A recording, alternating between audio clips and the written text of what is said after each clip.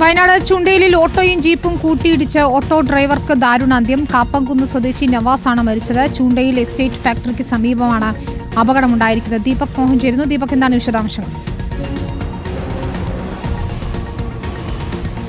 വിനീത, Chundale estate road ഫാക്ടറിക്ക് സമീപമാണ് രാവിലെയോടുകൂടി ഈ ജീപ്പും ഓട്ടോറിക്ഷയും തമ്മിൽ കൂട്ടിയിടിച്ച വാഹനാപകടത്തിൽ ഒരാൾ മരിച്ചത്.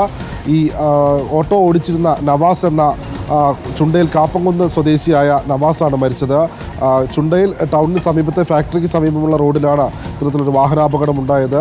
ജീപ്പും ഓട്ടോയും തമ്മിലിടിച്ച ഈ ഇടിയുടെ ആഘാതത്തിൽ ഓട്ടോ നിശേഷം തന്നെ തകർന്നു. ഇതിനകത്ത് കുടുങ്ങിയ നവാസിനെ ഈ ഓട്ടോ പൊളിച്ചാണ് പുറത്തേക്കെടുത്ത് ആശുപത്രിയിലേക്ക് എത്തിച്ച് സംഭവ സ്ഥലത്ത് തന്നെ വെച്ച് തന്നെ നവാസ് മരണപ്പെട്ടു.